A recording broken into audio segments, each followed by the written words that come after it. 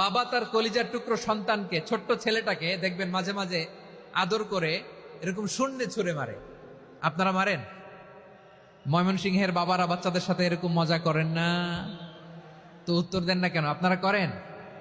বাবা তার সন্তানকে, ধরেন ছোট্ট মেয়েটাকে আদর করে কোলে তুলে এরকম শূন্যে ছুঁড়ে মারে। তো মেয়েটাকে শূন্যে ছুঁড়ে মারলে দেখবেন মেয়েটা খিলখিল করে হাসে, খিলখিল করে হাসে। ও যদি নিচে পড়ে ওর হাতও ভাঙবে, পাও ভাঙবে, তারপরেও হাসে। কেন হাসে? কারণ মেয়েটার বিশ্বাস আছে যে আব্বু আমারে ছাড়বে না, আব্বু আমাকে ঠিকই ধরে ফেলবে। চিল্লায় বলেন ঠিক কি না? ও আমার প্রাণের ময়মনসিংহের ভাইরা, এই জমিন চলে বিশ্বাসে। বিশ্বাস এই পৃথিবীর সবচাইতে দামি সম্পদ।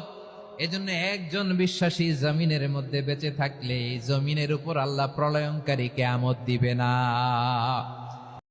স্বর্ণের চামচ মুখে নিয়ে জন্ম হয়েছে তোমার, তুমি কেমনে বুঝবা কষ্ট একটা মধ্যবিত্ত বাবার? তোমার বাবার পকেট ভর্তি টাকা আছে, তাই তোমার পাশে আপন মানুষের অভাব নাই। আর বাপের পকেট খালি থাকলে তখন আর পাশে থাকার মতো তেমন কেউ নেই।